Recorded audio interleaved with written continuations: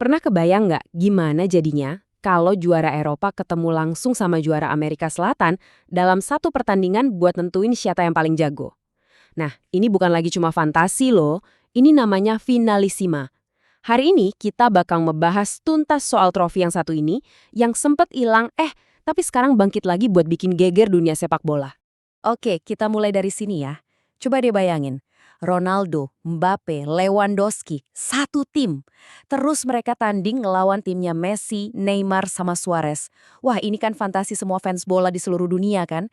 Nah, turnamen inilah yang mencoba mewujudkan mimpi gila itu. Dan mimpi itu sekarang jadi kenyataan. Namanya keren, finalissima. Tapi, tunggu dulu. Pertarungan ini sebenarnya bukan ide yang baru-baru banget loh. Ini lebih kayak sebuah tradisi lama yang dihidupin lagi. Jadi, finalissima ini apa sih? Ini bukan sekedar laga persahabatan biasa ya. Ini benar-benar pertandingan resmi antara juara Eropa lawan juara Amerika Selatan. Ini soal gengsi, soal adu gaya main, dan yang paling penting, soal nentuin siapa juara di antara para juara.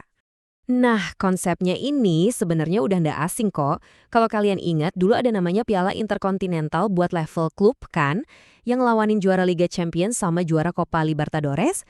Nah, finalissima ini persis kayak gitu, tapi buat level tim nasional. Jadi idenya tuh udah punya akar sejarah yang kuat banget di dunia sepak bola.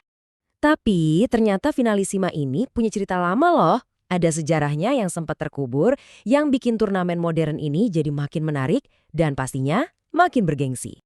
Perjalanannya tuh seru banget. Jadi, turnamen ini sebenarnya udah ada dari tahun 85. Namanya Piala Artemio Franchi. Waktu itu, Prancis yang dipimpin Platini ngalahin Uruguay. Terus, edisi kedua diadain tahun 93, Argentina menang lawan Denmark lewat adu penalti.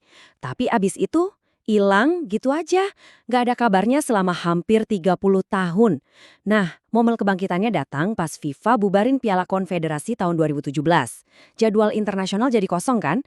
Momen ini langsung diambil sama UEFA dan CONMEBOL buat, yuk kita hidupin lagi legenda ini. Dan kembalinya turnamen legendaris ini bener-bener nggak nanggung-nanggung. Langsung disuguhin big match. Juara Euro 2020 Italia harus berhadapan sama juara Copa America 2021 Argentina.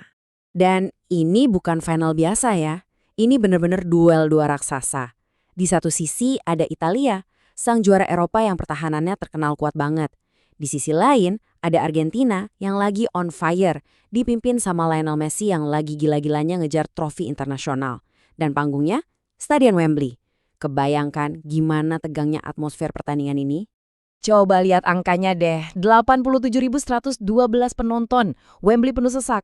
Ini tuh bukan cuma sekedar angka, tapi bukti kalau fans sepak bola di seluruh dunia emang kangen banget sama pertandingan klasik kayak gini.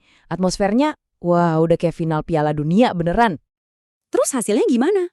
Wah, Argentina bener-bener dominan. Tim asuhan Lionel Scaloni ini sukses ngobrak-abrik pertahanan Italia yang katanya kokoh itu. Messi jadi bintangnya, dia jadi motor serangan, bikin 2 assist. Lautaro Martinez sama Di Maria juga nyetak gol. Skor telak 3-0 ini jadi bukti kalau Argentina waktu itu emang lagi kuat-kuatnya. Oke, jadi finalissima 2022 ini sukses besar kan? Tapi justru karena sukses, muncul pertanyaan baru yang lebih gede lagi. Apa turnamen ini cukup cuma buat Eropa dan Amerika Selatan aja?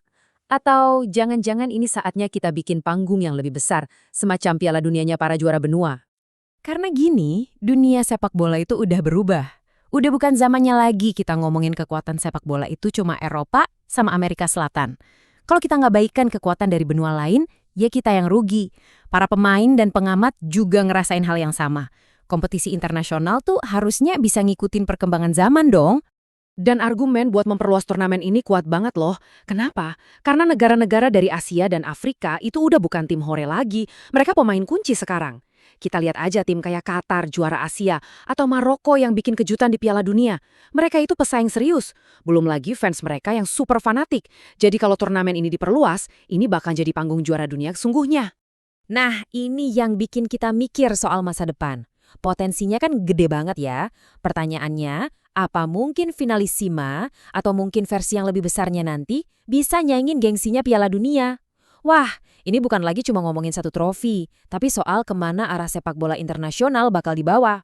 Sambil mikirin masa depan, babak selanjutnya tuh udah di depan mata loh.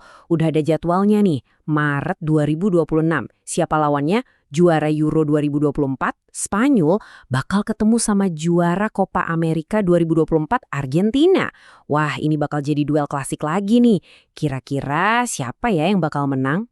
Sejauh ini, kalau kita hitung dari 3 edisi yang udah ada, Amerika Selatan unggul tipis dengan 2 gelar.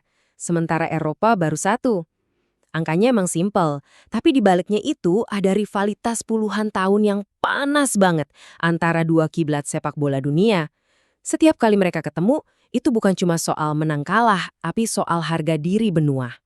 Jadi kita balik lagi ke pertanyaan awal, apa ini masa depan sepak bola internasional? Sebuah turnamen super yang ngumpulin semua raja dari tiap benua. Finalisima udah ngebuktiin satu hal, dunia emang butuh dan kangen banget sama pertandingan kayak gini. Dengan sejarahnya, gengsinya, dan bintang-bintang yang main, potensinya tuh luar biasa besar. Pertanyaannya sekarang mungkin bukan lagi kalau, tapi kapan turnamen ini bakal jadi sebesar Piala Dunia?